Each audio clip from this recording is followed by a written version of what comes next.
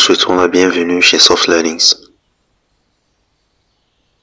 Cette vidéo donne suite à notre série que nous avons entamée depuis une bonne période dédiée à la conception de linteaux métalliques nous permettant d'effectuer des travaux de réhabilitation ou des ouvertures, sachant que ces ouvertures peuvent être des portes ou alors des fenêtres. Nous sommes donc rendus à la vidéo numéro 19 et nous avions entamé depuis 4 vidéos pratiquement la mise en pratique des formules que nous avons introduites dans cette feuille de calcul. Nous traitons donc ce cas concret et à l'issue de la vidéo numéro 18, nous avions achevé la prise en charge du poids provenant de la charpente, sachant que la charpente fait partie intégrante de la toiture qui elle-même rassemble déjà cette charpente-là à laquelle on va ajouter la couverture. Alors, pour donner suite à cette vidéo 18, pour cette fois-ci, nous allons évaluer le poids surfacique de notre charpente au bois. Et nous allons entamer des calculs qui prennent en considération le poids de la neige, puisque, ne n'oublions pas, nous travaillons sur un projet implanté en France et les conditions climatiques intègrent justement la neige. Sur ce, nous vous souhaitons une bonne suite de formation.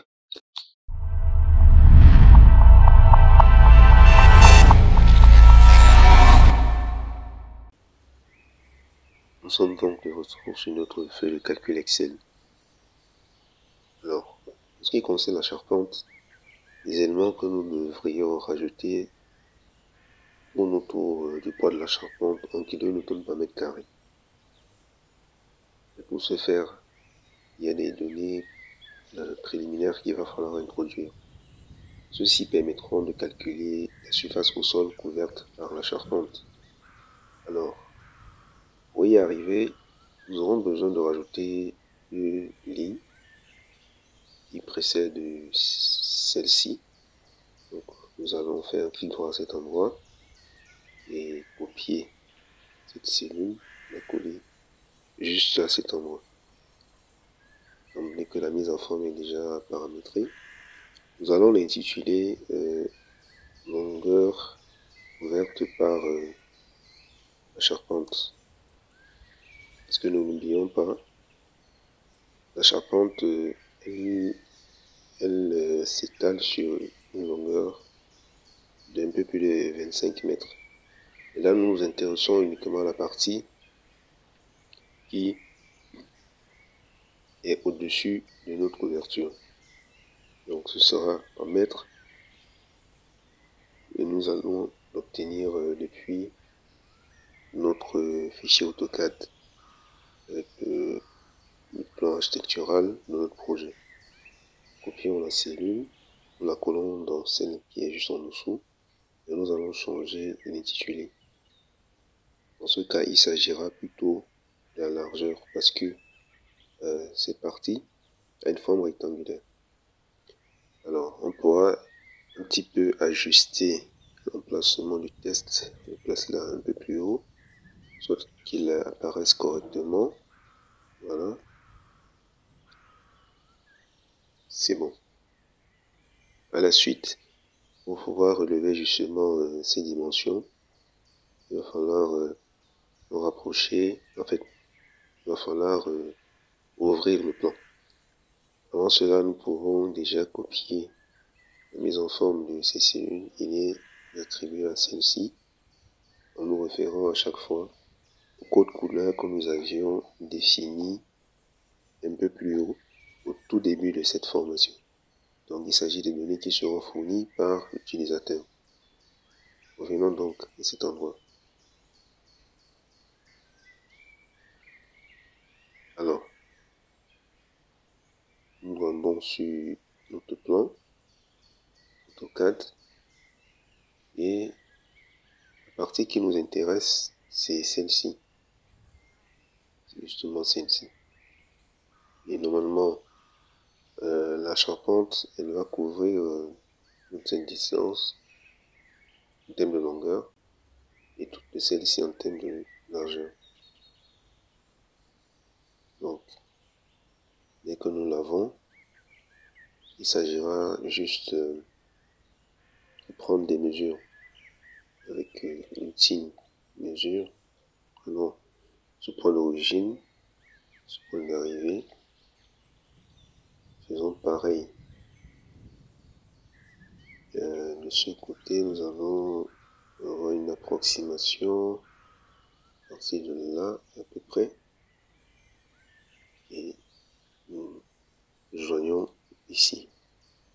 Et nous pouvons plutôt aller un peu plus loin, c'est-à-dire prolonger vers cette extrémité. Voilà. Ça nous donne 5,64 en termes de largeur et 6,76 en termes de longueur. Retour donc sur la feuille de calcul Excel. Longueur ici, c'est 6,76. Et la largeur, nous allons considérer le 5,64. Je pense en revenant, effectivement, c'est 5,64. Et revenons à la feuille Excel. Dès que ceci est fait, nous pouvons procéder au calcul de la surface au sol couverte par la charpente. Donc, dans la cellule qui lui correspond, nous allons taper égal au clavier. C'est simplement égal à cette longueur que nous avons entrée et que nous multiplions par la largeur. En fait, cette surface, comme son nom l'indique, c'est celle qui est couverte au sol par la charpente. C'est-à-dire que, au lieu de considérer la charpente avec son inclinaison, nous la considérons comme étant carrément étalée sur toute sa surface d'impact, si nous pouvons le dire ainsi, ou plutôt sa surface d'influence, c'est-à-dire cette surface sur laquelle elle va être bâtie. Alors, à partir de cette donnée, nous pouvons procéder au calcul du poids de la charpente par kilonewton, en kilonewton par mètre carré. Il s'agira simplement de faire la somme déjà de tous les éléments que nous avons calculés avant et divisé par la surface couverte. Donc, nous allons prendre le poids des poinçons, nous allons additionner à celui des lithos. Nous allons rajouter le poids des abalitriers. Ensuite, nous allons rajouter le poids des pannes intermédiaires, puis le poids des chevrons, auquel nous allons rajouter le poids des pannes sablières. À la suite, nous allons insérer le poids de la panne faîtière. Enfin, le poids des entrées. Nous allons fermer cette parenthèse. Et l'ensemble, plutôt cette somme-là, sera divisée par la surface couverte au sol déjà calculée au-dessus. Nous obtenons donc cette valeur. Et nous allons attribuer cette mise en forme de la cellule. Alors, dans la foulée, nous pourrons rajouter un S à cet endroit parce que nous avons plus d'un poinçon, X à ce niveau parce que nous avons plus d'un litho, un balétrier S parce que nous en avons deux, les chevrons ils sont déjà au pluriel, c'est bon, la panne faîtière elle est unique, c'est bon. Ayant donc terminé cette étape, nous pourrons passer au calcul de la charge de neige. Et ça va constituer l'étape 3. Avant de continuer cette vidéo, nous souhaitons vous présenter la plateforme de formation www.softlearnings.com.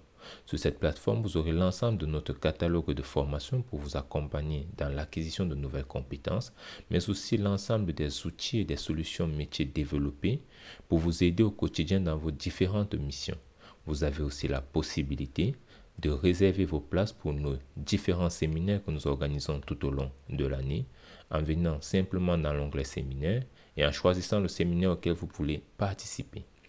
Nous souhaitons par exemple prendre une formation, nous allons cliquer dans l'onglet formation et nous allons choisir cette formation que nous souhaitons ajouter au panier. Vous pouvez simplement cliquer sur ajouter au panier ou si vous souhaitez avoir la description de la formation, vous allez cliquer sur voir plus.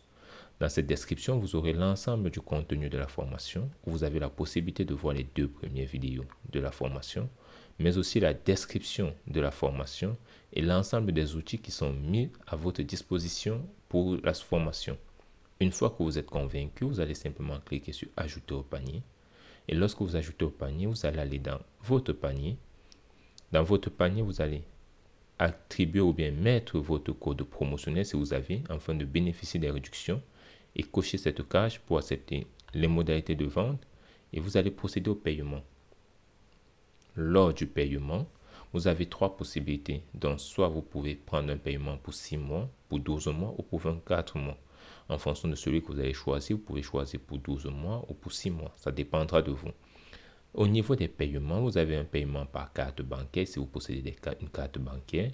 Et au cas où vous n'avez pas de carte bancaire, vous pouvez payer par mobile money. Et si vous souhaitez bénéficier de 20% de réduction sur tous les achats que vous allez faire sur la plateforme, vous allez simplement payer par des softcoins. Comment faire pour recharger votre compte de softcoin? Vous allez simplement venir dans l'onglet softcoin à ce niveau. Et lorsque vous arrivez sur cet onglet, vous pouvez sélectionner votre recharge ou entrer une recharge personnalisée à ce niveau. Nous allons simplement choisir que nous voulons recharger de 140 €. Vous allez cliquer sur recharger. Et à ce niveau, il sera question pour vous de pouvoir entrer vos informations bancaires ici pour faire votre recharge. Une fois que la recharge est faite, vous allez revenir dans votre compte pour voir où se situe le reliquat ou bien votre compte de coins. C'est dans votre compte personnel, mes coins. Et vous avez l'ensemble des coins qui vous est attribué ou bien que vous avez acheté. Vous pouvez maintenant payer vos formations avec cela. Et si vous n'avez pas de compte, n'hésitez pas à regarder notre liste de partenaires dans les différents pays pour pouvoir recharger votre carte bancaire, votre compte coin autant pour moi. Ou alors vous pouvez nous écrire à contact@softlearnings.com et nous allons vous donner la procédure pour pouvoir recharger votre compte. Donc, ce que nous pouvons faire ici, c'est sélectionner à la fois cette cellule et celle qui est juste à côté, afin de copier mise en forme. Donc, CTRL C, puis nous allons en dessous cette cellule, nous allons essayer 2 cellules en termes d'espacement, et CTRL V, voilà. Alors, changeons le chiffre 2 par le chiffre 3.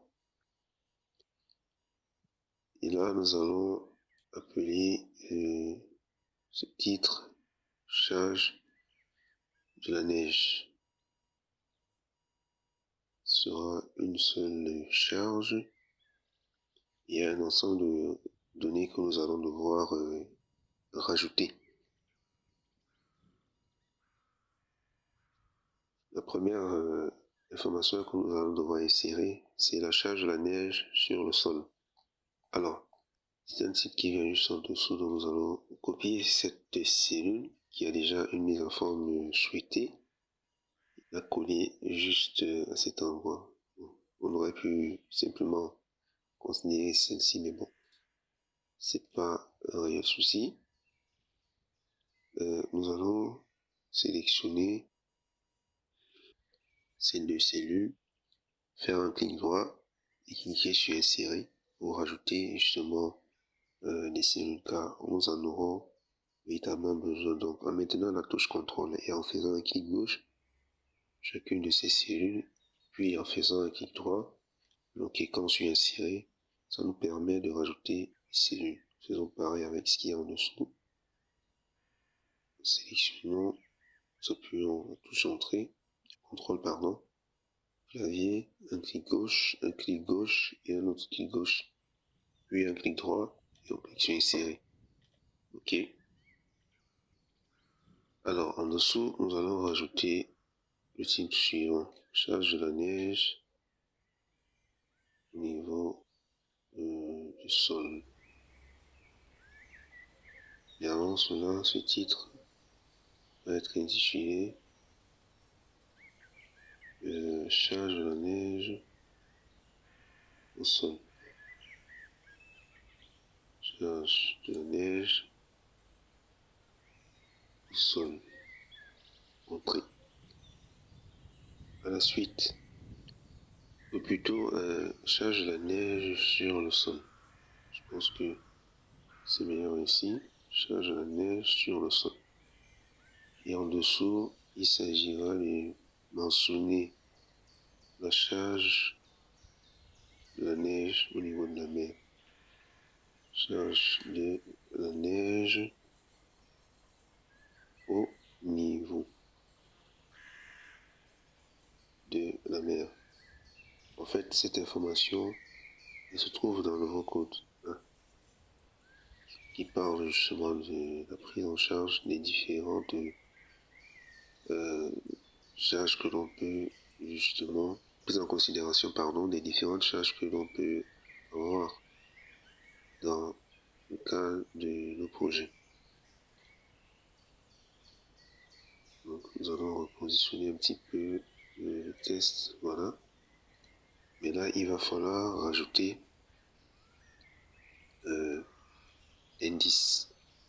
Alors, c'est très simple, sachant que nous n'avons pas de raccourci au niveau de la barre des menus. Ce sera l'occasion justement d'en rajouter. Donc, nous allons sur l'onglet Fichier, puis l'onglet Autres, ensuite Options. Nous venons sur Personnaliser le ruban. Dès que c'est fait, alors nous recherchons ici une commande qui porte le nom indice. Voilà, et se trouve juste à cet endroit. Donc, en fait, le principe consistera à la sélectionner puis à l'ajouter à l'un des onglets ici. Donc, l'onglet Accueil intègre déjà, comme vous pouvez le voir, ces raccourcis. Mais bon, c'est vrai que nous pouvons rajouter cela, cet endroit au niveau de l'onglet Police, par exemple. Ça serait pas mal. Juste en cliquant là, en faisant déjà le choix. Ensuite, ajouter, et là, les commandes doivent être ajoutées à des groupes personnalisés. Très bien. Donc, sur OK, nous aurons besoin de créer un nouvel onglet. Nous allons peut-être le renommer par nouvel onglet. Vous pourrez le nommer comme vous le souhaitez. Nouvel onglet OK. Et nous allons faire le choix qui est ajouté. Maintenant, il devrait apparaître ici au moment de valider l'opération. Donc, c'est fait. Il devrait avoir, voilà, cliquant sur OK. Nouvel onglet, bon, disons qu'il s'est plutôt dressé ici. Tout simplement, nous allons essayer de reprendre l'opération. Dans le but de l'insérer peut-être dans un onglet qui existe déjà. Option, personnaliser le ruban. Puis, onglet accueil. Cherchons ici indice, ajouter. Ça ne marche toujours pas. Faisons une sélection juste là. Peut-être juste après, voilà, complément par exemple, ajouter, cliquer sur un nouveau groupe. D'accord. On est là, nouveau groupe, ajouter. OK. Allons-y sur l'onglet accueil, c'est bon, nous avons notre indice. Et pensons qu'il est possible, très bien. Pour le moment, nous pouvons d'abord nous arrêter à ce réglage. Puis nous venons dans cette barre de formule. Sélectionnons le 0, puis nous cliquons sur indice. C'est fait, il est en indice. Alors, la charge de la neige au niveau de la mer, ça sera une valeur fournie par l'utilisateur. À la suite, nous aurons besoin de connaître l'altitude du bâtiment. Donc, nous allons rentrer l'altitude du bâtiment.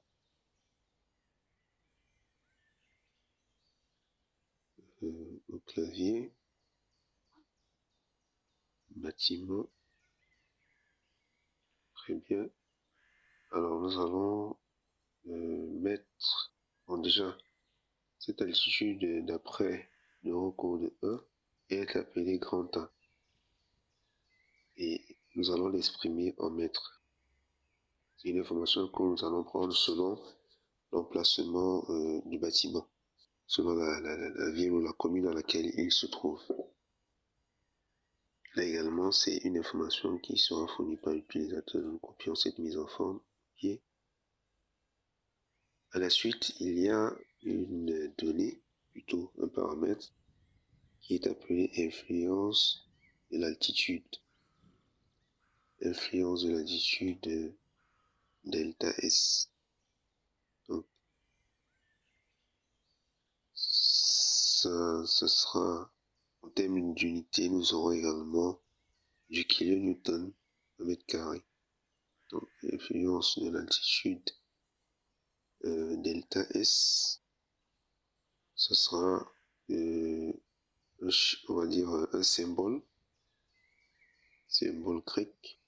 Donc, pour ce faire, le D majuscule va correspondre à ce delta majuscule. Donc, nous sélectionnons le D à la barre de formule et au niveau de la police, nous faisons un clic. Nous allons taper au clavier symbole, juste le début. Voilà, ça permet déjà d'avoir. Ensuite, nous tapons Entrée. C'est bon. Ok. Alors, ici, contrairement aux deux thèmes qui précèdent, ça c'est un calcul intermédiaire. Ceci est fait. Nous pourrons passer à l'insertion d'autres paramètres. Il s'agira donc de calculer de manière concrète la charge de la neige sur la toiture, plutôt sur la couverture, qui est en tuile de type canal. Sur la couverture. Très bien. Et ici, nous aurons besoin de quelques coefficients fournis par l'Eurocode. Nous aurons l'occasion justement de parcourir l'Eurocode 1 pour retrouver tous ces paramètres qui peut-être sont nouveaux pour vous. Alors, coefficient, nous allons l'appeler d'après l'Eurocode 1 CE. Profitons du 0 qui est déjà là pour mettre le E en indice. Très bien. Et évidemment, il n'aura pas d'unité. D'effaçons ceci. C'est une donnée qui devra être fournie par l'utilisateur. Après le coefficient CE, vous avez un autre coefficient qui est appelé CD, c'est indice T. Donc, on procède ainsi, ensuite, entrée. Mais nous jugeons utile de nous arrêter d'abord à cette étape, après avoir copié la mise en forme. Voilà. De manière à ce que ce soit un petit peu léger. Donc, de la sorte, c'est au cours de la prochaine vidéo, la vidéo numéro 20, que nous allons rajouter les éléments rentrant dans le calcul de la charge lunaire sur la couverture. Et nous allons rentrer dans le code 1 pour pouvoir extraire ces données en fonction du site d'implantation de notre bâtiment. D'ici là, portez-vous bien. Si vous avez aimé la vidéo, un like nous fera plaisir, des partages nous encourageront énormément et surtout, vos appréciations et vos avis dans les commentaires nous permettront de nous améliorer. En attendant, nous vous donnons rendez-vous dans la prochaine vidéo.